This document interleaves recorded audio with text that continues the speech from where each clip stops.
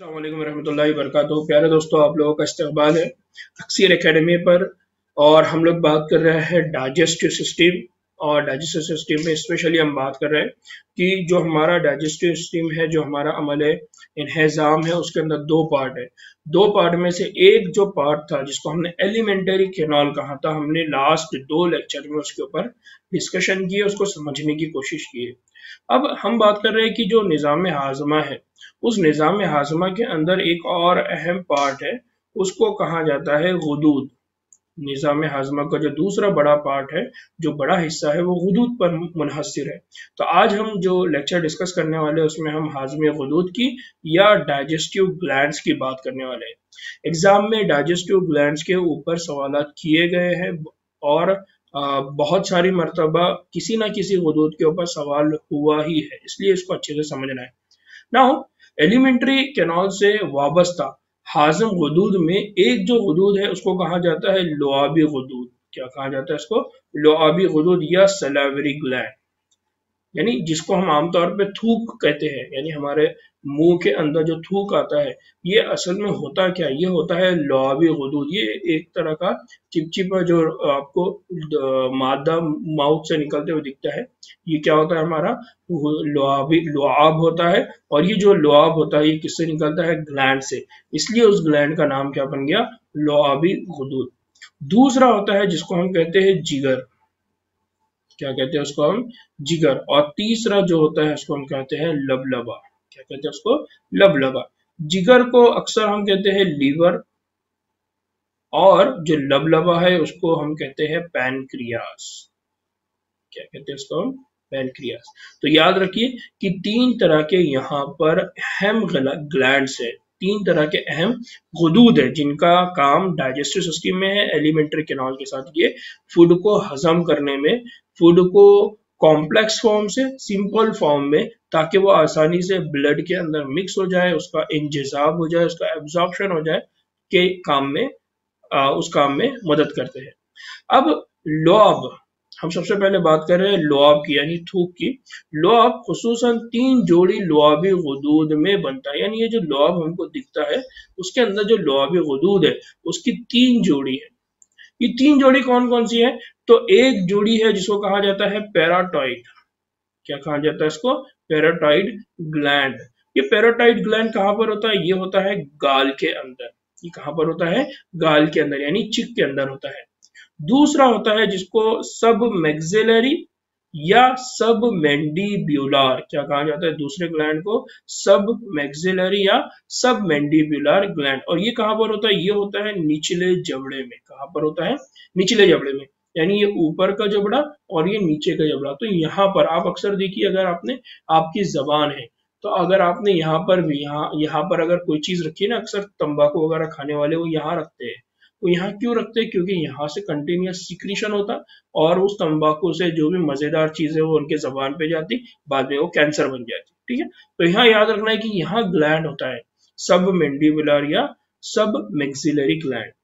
तीसरा जो ग्लैंड होता है उसको कहा जाता है सबलिंगुअल, यानी तीसरा जो लुआबी गुदूद है उसका नाम क्या है? सबलिंगुअल। और ये सबलिंगुअल ग्लैंड कहाँ पर होता है? जबान के नीचे। कहाँ पर होता है? जबान के नीचे। इसलिए अक्सर आप देखिए कि अगर आपने आपकी जबान को ऊपर उठाया और वहां पर अगर फिंगर भी रखी है, तो खुद ब खुद आपको देखने को मिलेगा कि वहां पर बहुत ज्यादा लुआब जमा हो गया, बहुत ज्यादा पानी है। अक्सर हम बोलते हैं कि पानी आ रहा है मुंह में, तो ये पानी मुंह में कहाँ से आता है? तो अगर आप थोड़ा सा गौर करेंगे, गुलाबी जामुन, रसगुल्ला, इसको अगर देखें तो नीचे की साइड में आपके माउथ के अंदर क्या आना शुरू होता है? पानी। तो जबान के नीचे से, जबान के पूरे या हमारे जबड़े के अतराफ से धीरे धीरे धीरे धीरे पूरा पानी हमारे माउथ में जमा हो जाता है। तो ये जो पानी जमा हो गया, या इसको हम, इस पानी को अब हम कहेंगे सलाइवा, इस पानी को अब हम कहेंगे लुआब। तो यहाँ याद रखिए कि ये जो लुआब का सिक्रीशन है, ये तीन तरह के ग्लैंड से माउथ के अंदर होता है। और एक चीज जिसको याद रखना है कि ये जो गुदूद है, ये गुदूद जोफ दहन, जोफ दहन मतलब मैंने लास्ट लेक्चर में भी कहा, जोफ हमारे माउथ का जो ओपन हिस्सा है, जो कैविटी है, उसको कहा जाता है। ये जो स्पेस है हमारी जबान, जहां पर हमारी जबान एक जगह से दूसरी जगह मूव कर रही है, हमारे दांत फूड को चबा रहे हैं, तो ये जो स्पेस है, इस स्पेस को कहा जाता है जोफ, या उसको कहा जाता है कैविटी। तो ये गुदूद जोफ दहन के ठीक बाहर की तरफ वाक़ होते हैं। ये जो गुदूद है ये कहाँ पर है, यानी ये इस कैविटी के बाहर है। और जोफ दहन, जोफे दहन में लुआबी रस का यानी थूक का क्या करते हैं, इफराज करते हैं, या हम उसको और अल्फाज में कहेंगे सलाइवा का इफराज करते हैं। तो यहाँ पर देखिए ये है पैराटाइड ग्लैंड, यहाँ पर ये देखिए चिक यानी हमारे गाल के अंदर है। दूसरा है सब मैंडिबुलर ग्लैंड जो हमारे निचले जबड़े में है। और तीसरा है सब लिंगुअल ग्लैंड जो जबान के निचले हिस्से में है। नाउ बच्चों मैंने यहाँ पर एक और डायग्राम जो आपके सामने ये रखी है, ये डायग्राम मैंने इसलिए रखी है कि ये जबान है, ये दांत है और ये अंदर का स्पेस है जिसको हम क्या करें, जो जब आप कोई खाना यानी जो अब आप कोई चीज खाते हैं तो वो दांतों के जरिए, जबान के जरिए इस तरह से, और उसके साथ देखिए यहाँ बार बार आपको थोड़ा थोड़ा वाटर दिखाई दे रहा होगा, तो ये लॉब है, उसके साथ ये क्या होता है, मिक्स होता है। और मिक्स होने के बाद माउथ के अंदर इस फूड को छोटे छोटे हिस्सों में तकसीम किया जाता है। और तकसीम करने के बाद वहां पर एक सेमी सॉलिड या हम कहेंगे सेमी लिक्विड टाइप का, सेमी सॉलिड ही कहेंगे, छोटे छोटे टुकड़ों में वो क्या हो जाता है, डिवाइड हो जाता है। तो डिवाइड होने के बाद ये जो semi solid form of food मिलता है, इस फूड को कहा जाता है बोलस। क्या कहा जाता है इसको, बोलस। हम आगे चल के और इसको पढ़ेंगे। तो ये जो semi solid form of food है, यानी जब फूड को ब्रेक डाउन कर दिया जाता है माउथ के अंदर तो वो क्या बन जाता है, बोलस। तो बोलस बनाने में सबसे अहम रोल अदा कर रहे हैं लोआबी गुदूद। कौन से गुदूद कर रहे हैं, लोआबी गुदूद या सलाइवरी ग्लैंड। नाउ एक और चीज है, ये जो सलाइवरी ग्लैंड है तो उसके मेजर कंपोनेंट क्या है, उसका कंपोजिशन क्या है, उसके अंदर कौन कौन से मादे ज्यादा होते हैं। तो पहला होता है जिसको कहा जाता है म्यूकस। पहला जो है उसको क्या कहा जाता है, म्यूकस। ये म्यूकस क्या करता है, ये म्यूकस का काम है लुब्रिकंट। लुब्रिकंट मतलब जो चिपचिपा मादा होता है, क्या होता है, जो चिपचिपा मादा होता है, जिसकी जो हमारा स्टिकी नेचर होता है ना, जिस तरह से हम हमारे शहद को देखते हैं तो शहद की तरह ये चिपचिपा होता है। तो ये क्या करता है, जैसे आपने कोई फूड मुंह में रखा, कोई खाना आपके माउथ में गया तो उसको लुब्रिकंट कर देना, उसको चिपचिपा बना देना ताकि वो आसानी से एक दूसरे के साथ क्या हो जाए, जुड़ जाए। तो ये काम कौन करता है, म्यूकस। दूसरा, इस सलाइवा के अंदर होते हैं अमाइलेज। क्या होते हैं, अमाइलेज। अब ये अमाइलेज क्या काम करते हैं हम आगे और देखने वाले हैं, लेकिन यहाँ याद रखिए कि ये अमाइलेज का पहला काम क्या होता है, इस अमाइलेज का काम होता है to initiate digestion of starch. जो कार्बोहाइड्रेट है, कॉम्प्लेक्स कार्बोहाइड्रेट जिसको हम क्या कहते हैं, स्टार्च, उस स्टार्च का डाइजेशन इनिशिएट करना, शुरुआत करना। तो जो भी फूड हम हमारे माउथ में रखते हैं अगर उसमें स्टार्च है तो स्टार्च का डिग्रेडेशन हमारे माउथ से स्टार्ट होगा और आखिर में जाके इंटेस्टाइन के अंदर खत्म होगा। तो स्टार्च का डिग्रेडेशन, स्टार्च का ब्रेकडाउन, स्टार्च का तोड़ने का जो अमल है वो कहाँ से स्टार्ट हो जाता है, हमारे मुंह के जरिए। और मुंह में ये काम कौन करता है, अमाइलेज एंजाइम। हम आगे चल के इसको भी पढ़ने वाले हैं। नाउ इसके बाद इसके अंदर क्या होता है, लिंगुअल लाइपेज। ये जो सलाइवा है इसके अंदर क्या होता है, लाइपेज। लाइपेज ये एंजाइम है जो लिपिड को, फैट को तोड़ने का काम करता है। यानी जो भी आप खाना खा रहे हैं उस खाने के अंदर अगर फैट है तो सलाइवा के अंदर लाइपेज एंजाइम है, वो लाइपेज एंजाइम इस फैट को तोड़ने का काम शुरू कर देता है। तो फैट का ब्रेकडाउन भी कहाँ से स्टार्ट हो जाता है, आपके माउथ से। फिर इसके अंदर कुछ इलेक्ट्रोलाइट सॉल्यूशंस होते हैं, उसमें सोडियम, क्लोरीन, पोटेशियम, बाइकार्बोनेट ये होते हैं। और ये क्या करते हैं, जो हमारा फूड है उसको मॉइस्टेन, उसको कंटिन्यूअसली गीला रखने का, उसके अंदर का उसका पीएच, उसकी एसिडिक कंडीशन, ये सारा मेंटेन करने का काम ये इलेक्ट्रोलाइट सॉल्यूशन करते हैं। और इसके अंदर कुछ प्रोटीन और कुछ एंजाइम्स होते हैं जो अलग अलग काम करते हैं, जैसे लाइसोजाइम है, सलाइवरी पेरोक्सीडेज है। फिर ये जो सलाइवा है इसका एक और काम है वो है एंटी माइक्रोबियल एक्शन। इसका एक और काम क्या है, एंटी माइक्रोबियल। आप अक्सर देखिए कि अगर आपको जख्म हो गया या कहीं पर कट लग गया तो आप फौरी क्या करते हैं, आपका थूक निकालते और लगा देते हैं। अक्सर लोगों को ये अच्छा नहीं लगता, लेकिन इसकी खास बात क्या है, इसकी खास बात ये है क्योंकि ये लुब्रिकेंट होता है तो वो जिस जगह पे जख्म लगा है उस जगह के हिस्से को एक तो वो थोड़ी देर के लिए चिपकाने में हेल्प करता है।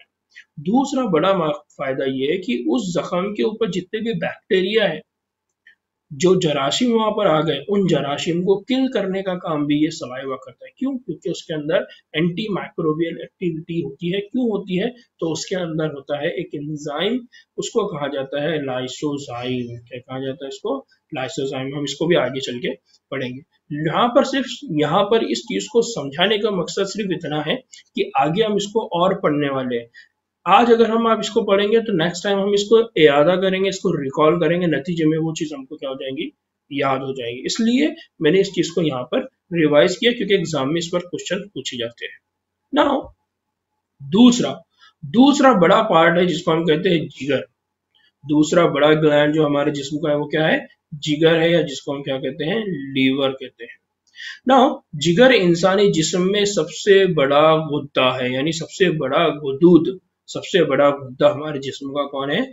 जिगर है। इसको याद रखिए आप, एग्जाम में इस पर क्वेश्चन पूछा जाता है कि इंसानी जिस्म में सबसे बड़ा गुदूद कौन है।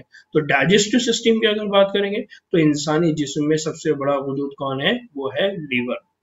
बालिग आदमी की अगर बात करेंगे, अगर कोई बालिग इंसान है तो बालिग आदमी में ये 1.2 से 1.5 किलोग्राम का होता है। ये डायफ्रागम के नीचे शिकमी जोफ में होता है, यानी शिकमी जोफ यानी पेट का जो हिस्सा है। तो डायफ्रागम मीन्स हमारे जो लंग्स है, लंग्स के नीचे एक बोन लाइक स्ट्रक्चर होता है। वो जो स्ट्रक्चर है, उस स्ट्रक्चर का नाम है डायफ्रागम। उस डायफ्रागम के नीचे क्या होता है? हमारा लीवर होता है। और ये जो लीवर है, इसकी एग्जैक्ट लोकेशन क्या है? शिकमी जोफ। शिकमी जोफ यानी पेट का जो कैविटी है, पेट का जो ओपन स्पेस है, उसके अंदर ये होता है। इसमें दो लोब होती है, यानी इसके अंदर दो लोब होती है, दो स्ट्रक्चर होते हैं। यहाँ देखिए मैंने डायग्राम बनाया, ये एक लोब है और ये एक लोब है। ये स्मॉल लोब है और ये लार्ज लोब है। एक बड़ा होता है और एक छोटा होता है। और ये जो लोब है, इसमें हेपेटिक लोब्यूल्स क्या होते हैं? इसके अंदर हेपेटिक लोब्यूल्स ये लीवर की इकाई है। ये बहुत इंपॉर्टेंट लफ्ज है, इसको याद रखिए। जो हेपेटिक लोब्यूल है, ये लीवर की इकाई है। ये इकाई क्या करती है? ये जिगर की साख्ती और अमली इकाइयां हैं। ये क्या है? जिगर की साख्ती और अमली, यानी ये स्ट्रक्चरल एंड फंक्शनल, काम की भी और साख्त की भी, ये दोनों की इकाई जिगर की कौन है? Hepatic lobules. यानी जिस तरह से हम ये कहते हैं कि इकाई का मतलब क्या होता है? हम किसी भी चीज को नापने के लिए जब किसी पर्टिकुलर यूनिट को यूज करते हैं, तब उसको हम क्या कहते हैं? इकाई। जैसा मीटर है तो हम किसको? रास्ते को नापने के लिए या हाइट को नापने के लिए। और अगर हम ग्राम की बात करते हैं तो हम वजन को जांचने के लिए, वजन को परखने के लिए इकाई का इस्तेमाल करते हैं। तो लीवर को जानने के लिए, लीवर को समझने के लिए हम किसको देखेंगे? हम देखेंगे हेपेटिक लोब्यूल्स को। तो हेपेटिक लोब्यूल ये उसका साख्ती भी इकाई भी है और उसकी अमली इकाई भी है। और ये जो हेपेटिक लोब्यूल है, ये बने हुए होते हैं हेपेटिक खलियों से या हेपेटिक सेल से। तो बहुत इंपॉर्टेंट चीज याद रखना है कि ये जो हेपेटिक खलिये हैं, उन हेपेटिक खलियों को कहा जाता है हेपेटोसाइट्स। क्या कहा जाता है उनको? हेपेटोसाइट्स। तो ये लीवर है, इस लीवर का अगर इस हिस्से को देखेंगे तो इसमें इस तरह से छोटे छोटे छोटे छोटे स्ट्रक्चर आपको दिखाई दे रहे हैं। इन छोटे छोटे स्ट्रक्चर को कहा जाता है हेपेटिक लोब्यूल। क्या कहा जाता है इनको? Hepatic lobule. और इन हेपेटिक लोब्यूल के अंदर आपको एक एक सेल देखने को मिलेगा, एक एक खलिया देखने को मिलेगा, उसको कहा जाता है हेपेटोसाइट। क्या कहा जाता है इसको? हेपेटोसाइट, या हम उसको कहेंगे लीवर का लोब्यूल या लीवर का सेल। तो ये बहुत इंपॉर्टेंट है, इसको आपको याद रखना है कि लीवर की जो इकाई है वो हेपेटिक लोब्यूल, और हेपेटिक लोब्यूल किससे बने हुए हैं? हेपेटोसाइट्स या हेपेटिक खलिये। ये जो खलिये है, इनका काम क्या होता है? तो ये खलिये रस्सी नुमा किस तरह की शक्ल बनाते हैं? ये रस्सी नुमा शक्ल में आरास्ता होते हैं, यानी ये थ्रेड लाइक स्ट्रक्चर, रस्सी की जैसे स्ट्रक्चर इनकी होती है और उसमें ये अरेंज होते हैं। हर एक लोब्यूल में एक पतले इत्तेसाली बाफ से ढके होते हैं। इत्तेसाली बाफ मतलब मैंने पहले ही बताया, कनेक्टिव टिश्यू।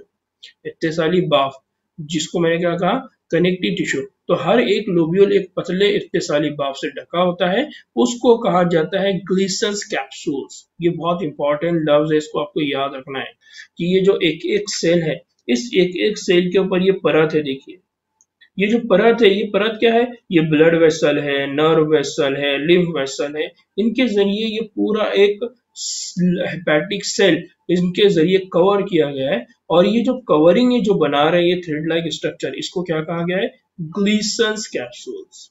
क्या कहा गया इसको, ग्लीसन्स कैप्सूल। तो एग्जाम में इस पर पूछा जाता है कि जो हेपेटिक लोब्यूल है, इन हेपेटिक लोब्यूल के ऊपर जो पतली परत है, जो पतली लेयर है, या जो इत्तेसाली बाफ्त की पतली परत बनी हुई है, उसका नाम क्या है, तो उसका नाम क्या है, ग्लीसन्स कैप्सूल। एग्जाम में इस पर क्वेश्चन किया जाता है, इसलिए आपको इसको याद रखना है। तो पहली चीज आपको क्या याद रखना है कि लीवर है, लीवर की जो स्ट्रक्चरल और फंक्शनल यूनिट है, साख्ती और अफाली या अमली इकाई है, वो हेपेटिक लोब्यूल है।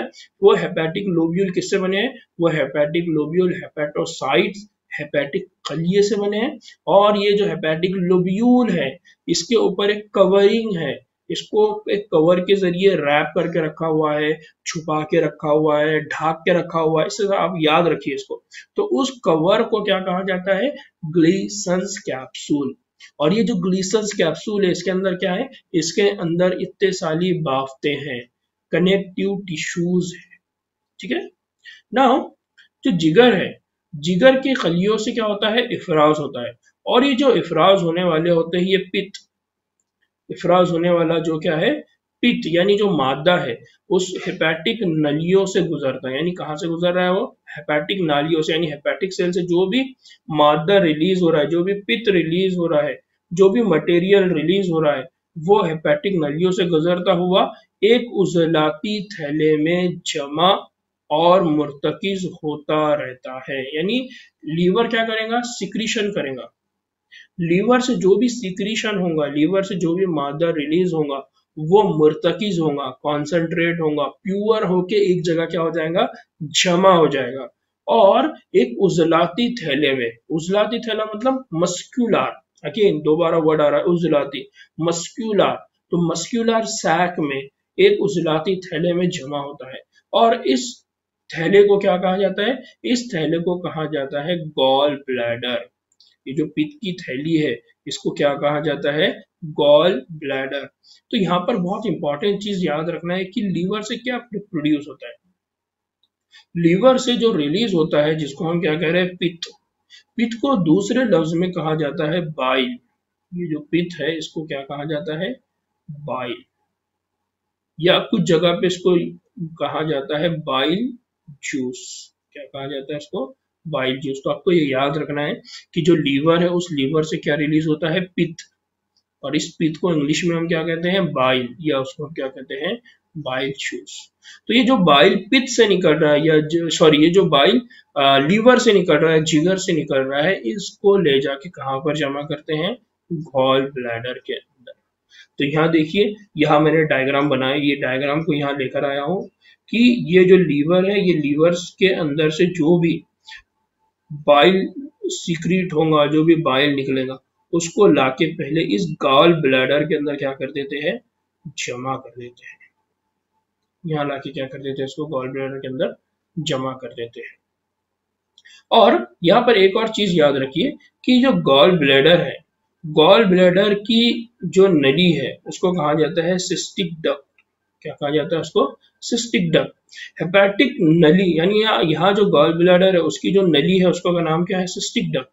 ये सिस्टिक डक्ट हेपेटिक डक्ट से क्या करती है, मिलती है, और मिलकर एक मुश्तरका पतली नली बनाती है। यानी क्या हुआ, ये लीवर है, इस लीवर से एक नली आई, इस नली का नाम है सिस्टिक डक्ट। इस सिस्टिक डक्ट ने लीवर से जो भी सीक्रेशन आ रहा है, उसको कहाँ पर लेकर के चला गया, उसको लेकर चलेगा गॉल ब्लैडर में। यहाँ पूरा वो मादा क्या हो गया, जमा हो गया, वो पूरा बाइल यहाँ जमा हो गया ना। अब ये जो लीवर है, इस लीवर से एक और नली जो पूरी सीधी निकल रही है, आगे जो बढ़ने वाली है, ये दोनों यहाँ पर आके कॉमन हो जाते हैं। तो यहाँ पर याद रखिए कि हेपेटोसाइट से निकलने वाली जो नाली है, उसको हेपेटिक डक्ट कहा जा रहा है, और आगे चल के जो गॉल ब्लैडर है, गॉल ब्लैडर की जो नाली है, उसको क्या कहा जा रहा है, सिस्टिक डक्ट। तो दो बातें याद रखना है, तो सिस्टिक डक्ट और हेपेटिक डक्ट, ये दोनों एक दूसरे से क्या हो गई, जुड़ गई, और जुड़कर आगे चल के वो एक और कॉमन नाली बनाते हैं, एक और क्या बनाते हैं, कॉमन नाली बनाते हैं या उसको मुश्तरका नाली वो आगे चल के बनाते हैं। ये पतली नली आगे चलकर पैनक्रियाटिक नाली के साथ आगे चल के वो किसके साथ जुड़ जाएंगी, पैनक्रियाटिक नाली के साथ डिओडिनम में खुलती है। यानी ये जो कॉमन नाली हो रही है तो कॉमन हेपेटो पैनक्रियाटिक, यहाँ पर ये क्या है, कॉमन डक्ट है। ये जो कॉमन डक्ट है यानी इसका नाम ही क्या रखा हुआ है, कॉमन डक्ट या मुश्तरका नाली। ये कॉमन डक्ट आगे चल के, तो ये क्या है, ये है पैनक्रियास, ठीक है। तो ये पैनक्रियास से एक नाली निकल रही है, ये कॉमन डक्ट जाके किसके अंदर ऐड हो गई है, पैनक्रियाटिक नाली के अंदर। तो इसलिए ये कह रहे हैं कि ये जो पतली नाली है, ये जो मुश्तरका पतली नाली है, ये आगे चल के किस में ओपन होती है, पैनक्रियाटिक नाली में, यानी यहाँ पर आके ओपन हो रही है। और इसके साथ फिर ये कहाँ जाके ओपन होती है, डिओडिनम में, जिसे हेपेटो पैनक्रियाटिक नली कहते हैं। अब ये दोनों भी मिल रहे हैं तो दोनों का नाम मिला के, यानी एक नली वो है जो लीवर से आ रही है और एक नली वो है जो पैनक्रियास के पास से आ रही है, तो ये दोनों मिलकर अब नाम क्या बनेंगे, हेपेटो पैनक्रियाटिक डक्ट। आगे चल के उसका नाम क्या बन जाएगा, हेपेटो पैनक्रियाटिक डक्ट। और इस नली के अतराफ, इस नली, ये जो नली आ रही है जिसको हम हेपेटो पैनक्रियाटिक डक्ट कह रहे हैं, इस नली के अतराफ एक सेल होता है जिसको कहा जाए, एक वॉल होता है, एक कॉक होता है। उस कॉक को, उस वॉल को या उस कंट्रोल करने वाले स्ट्रक्चर को कहा जाता है Audi. Audi, sphincter of Audi, क्या कहा जाता है इसको, स्फिंक्टर ऑफ ऑडी। आपको याद रखना है कि जो हेपेटोपैनक्रियाटिक डक्ट है उसके ऊपर भी एक स्फिंक्टर होता है, एक वॉल होता है, और उसका नाम क्या है, स्फिंक्टर ऑफ ऑडी। अभी तक हमने 3 स्फिंक्टर पढ़े। एक स्फिंक्टर हमने पढ़ा था जो हमने लीवर जब हम पढ़ रहे, सॉरी, जब हम मैदा पढ़ रहे थे, जब हम स्टमक पढ़ रहे हैं, तो एक पायरोलिक स्फिंक्टर था और एक एसोफेजियल स्फिंक्टर था। पायरोलिक और एसोफेजियल स्फिंक्टर जो मैदे में थे।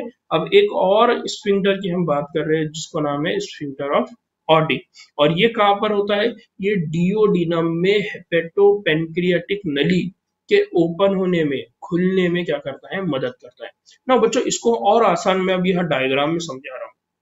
अगर ये अल्फाज अगर आपको नहीं समझ में आए होंगे तो ये डायग्राम में आपको हो सकता है बातें समझ में। फॉर एग्जाम्पल ये क्या है, ये जिगर से निकलने वाली नली है, यानी यहाँ पर कहीं पर लीवर अटैच्ड है, ठीक, और उनसे ये नालियां निकल रही है। ये जो नालियां निकल रही है इनको कहा जाता है हेपेटिक डक्ट। ये जो नालियां इनको क्या कहा जाता है, हेपेटिक डक्ट। ये हेपेटिक डक्ट आगे चल के, हेपेटिक डक्ट आगे चल के कहां पर जाके ओपन हो रही है, ये हेपेटिक डक्ट आगे जाके ओपन हो रही है एक डक्ट में। जो डक्ट कहां से आ रही है, लब, जो कहां से आ रही है, ये आ रही है लबलबा से, यानी यह पैनक्रियास से आ रही है, ठीक है। पैनक्रियास से जो डक्ट आ रही है उसके साथ ही साथ यहाँ पर एक और डक्ट है, वो डक्ट है सिस्टिक डक्ट। ये सिस्टिक डक्ट किसकी डक्ट है, ये डक्ट है गॉल ब्लैडर की। तो सिस्टिक डक्ट, हेपेटोपैनक्रियाटिक डक्ट, ये एक जगह आके जुड़ जाती है और एक जगह आके जुड़कर फिर ये एक कॉमन नाली बनाएंगी। ये कॉमन नाली कहां पर जाके ओपन होगी, हेपेटिक, सॉरी, पैनक्रियाटिक डक्ट। इसलिए ये जो डक्ट है इसको हेपेटो और ये दोनों मिल रही है, इसलिए यहाँ जो डक्ट आगे बनेगी इसको कहा जाएगा हेपेटो पैनक्रियाटिक नली या हेपेटियो पैनक्रियाटिक डक्ट। तो सिंपल, एक डक्ट वो है जो लीवर से आ रही है, एक डक्ट वो है जो गॉल ब्लैडर से आ रही है, और दोनों मिलके एक कॉमन डक्ट बना रहे हैं। फिर वो आगे जाके कहाँ मिक्स हो रही है, पैनक्रियाटिक डक्ट के साथ। पैनक्रियाटिक डक्ट के साथ जाके वो जब जुड़ गई तो अब उसका नाम क्या बन गया, हेपेटो पैनक्रियाटिक डक्ट। और ये हेपेटो पैनक्रियाटिक डक्ट जाके कहां पर ओपन होगी, डिओडिनम में, यानी डिओडिनम मतलब आंत के अंदर, स्मॉल इंटेस्टाइन के अंदर ये डक्ट जाके ओपन होगी। अब ये काम क्या करेंगी, क्या सीक्रेशन करेंगी, इसको आगे हम देखने वाले हैं, ठीक है। सिर्फ आपको इतना समझ के रखना है कि यहाँ पर जिगर से कौन सी नली निकल रही है और वो नली कहाँ जाके ओपन हो रही है। जिगर से क्या सीक्रेट हो रहा है, वो कहाँ जाके जमा होने वाला है। तो जिगर से जो भी बाइल निकलेगा, बाइल एसिड निकलेगा, बाइल जूस निकलेगा, वो पूरा जाके गॉल ब्लैडर में जमा होगा। जब जब जरूरत होगी तब वो गॉल ब्लैडर से निकलकर हमारे डिओडिनम में, स्मॉल इंटेस्टाइन में रिलीज किया जाएगा, ठीक है ना। इसके बाद है लबलबा। एक और क्या है, लबलबा, इस लबलबे को हम क्या कहते हैं? इस लबलबे को हम कहते हैं पैनक्रियास। क्या कहते हैं इसको हम? पैनक्रियास। ये जो एक लबलबा, लबलबा एक मुरक्कब, यानी ये जो लबलबा है, ये जो पैनक्रियास है, इसके अंदर दो हिस्से हैं। एक है एक्सोक्राइन और एक है इंडोक्राइन। यानी ये जो लबलबा, ये जो गुदूद है हमारा, इसके अंदर दो हिस्से हैं। एक हिस्सा है जिसको हम कहते हैं एक्सोक्राइन, और दूसरा है जिसको हम कहते हैं एंडोक्राइन। एक्सोक्राइन और इंडोक्राइन। तो लबलबा एक मुरक्कब गुदूद है, और ये जो गुदूद है डियोडिनम के यू नुमा बाजू के दरमियान लंबी शक्ल में पाया जाता है। यानी ये देखिए, ये जो स्टमक है, स्टमक से ये जो यू शेप है, यानी ये डियोडिनम है ना, ये जो स्मॉल इंटेस्टाइन है, इस स्मॉल इंटेस्टाइन यानी ये डियोडिनम का जो स्ट्रक्चर है, वहां पर ये हमारा क्या होता है? पैनक्रियास जुड़ा हुआ होता है, यहाँ पर ये अटैच्ड होता है। तो ये बहुत इंपॉर्टेंट है, इसको याद रखना है कि ये कहाँ पर होता है। तो ये यू नुमा बाजू, कहाँ पर होता है? यू नुमा बाजू में होता है। एक्सोक्राइन हिस्सा, ये जो एक्सोक्राइन हिस्सा है, खलवी पैनक्रियाटिक रस का इफराज करता है। ये कौन सा रस निकालेगा? वो पैनक्रियाटिक जूस। कौन सा निकालेगा? Pancreatic juice.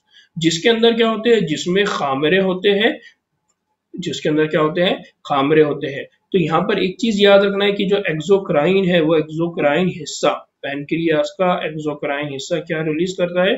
Pancreatic juice. और इस पैनक्रियाटिक जूस के अंदर क्या होते हैं? एंजाइम्स। इसके अंदर क्या होते हैं? खामरे होते हैं, जो फूड को आगे डाइजेस्ट करने में क्या करेंगे? मदद करेंगे। जबकि इसका इंडोक्राइन हिस्सा, ये वाला हिस्सा, इंडोक्राइन हिस्सा, ये दो हार्मोन प्रोड्यूस करता है। एक को हम अच्छी तरह से जानते हैं, जिसको हम कहते हैं इंसुलिन, और दूसरा जो होता है हार्मोन, उसको हम कहते हैं ग्लूकागॉन। क्या कहते हैं हम उसको? ग्लूकागॉन। तो दो तरह के हार्मोन वो प्रोड्यूस करता है। एक है जिसको हम इंसुलिन कहते हैं, और दूसरा है जिसको हम क्या कहते हैं? ग्लूकागॉन। अक्सर बच्चों आप लोगों ने सुना होगा कि जो शुगर होती है, डायबिटीज होती है, तो डायबिटीज वालों के जो पैनक्रियाज है ना, जिसको हम लबलबा कह रहे हैं, ये गुदूद काम नहीं करते। ये गुदूद क्या नहीं करते? तो वो इंसुलिन नहीं बना रहे, जिसकी वजह से बॉडी के अंदर शुगर की लेवल बढ़ गई। तो हम आगे चल के जब इस पैनक्रियास के काम को पढ़ेंगे, तो और उस वक्त हम इसको डिस्कस करेंगे। बस यहाँ पर इतना याद रखिए कि जो पैनक्रियास है, जिसको हम लबलबा कह रहे हैं, इसके अंदर दो हिस्से हैं। एक हिस्सा है जिसको हम एक्सोक्राइन हिस्सा कहते हैं, और एक हिस्सा होता है जिसको हम इंडोक्राइन कहते हैं। अब इसको एक्सोक्राइन क्यों कहते हैं, इंडोक्राइन क्यों कहते हैं, ये हम आगे और देखेंगे। बस इतना याद रखिए कि लबलबा के अंदर दो हिस्से हैं, एक एक्सोक्राइन है और एक इंडोक्राइन है। फिर इस हिस्से के अंदर ये हिस्सा या ये पैनक्रियास कहाँ होता है? तो ये डियोडिनम में होता है। डियोडिनम के भी यू शेप हिस्से में पाया जाता है। फिर एक्सोक्राइन से जो रिलीज होता है, एक्सोक्राइन से जो मादा रिलीज होता है, एक्सोक्राइन से जो सीक्रेशन होता है, उसको नाम दिया गया है पैनक्रियाटिक जूस। और ये हमारा बहुत इंपॉर्टेंट टॉपिक है, इसको हमको बहुत अच्छे से डिस्कस करना है कि पैनक्रियाटिक जूस क्या होता है, उसमें कौन कौन से एंजाइम होते हैं, वो किस तरह से काम करता है, कब रिलीज होता है, ये सब हम आगे देखने वाले हैं। और दूसरा, इसका जो इंडोक्राइन पार्ट है, उससे दो हार्मोन रिलीज होते हैं। याद रखिए, मैं वर्ड यहाँ इस्तेमाल कर रहा हूँ, हार्मोन। एक हार्मोन है इंसुलिन और दूसरा हार्मोन है ग्लूकागॉन। तो उम्मीद है कि आज के इस लेक्चर में आपको बहुत अच्छे अंदाज में हमारे बॉडी के अंदर जो गुदूद है, जो डाइजेस्टिव सिस्टम में काम करते हैं, वो समझ में आया होगा। अगर आपको इस पर कोई सवाल है, कोई क्वेश्चन है, कुछ बातें हैं जो नहीं समझ में आ रही है, तो आप लोग वो सवाल क्वेश्चन आप फेसबुक पे कर सकते हैं, व्हाट्सएप पे कर सकते हैं, और यूट्यूब चैनल पे कर सकते हैं। दूसरी चीज बच्चों, ज्यादा से ज्यादा इसको शेयर करिए, ज्यादा से ज्यादा लाइक करिए, ज्यादा से ज्यादा कमेंट करिए। ठीक है, दुआ में याद रखिए। इंशाल्लाह नए लेक्चर के साथ फिर मुलाकात होंगी। अस्सलाम वालेकुम रहमतुल्लाहि व बरकातहू।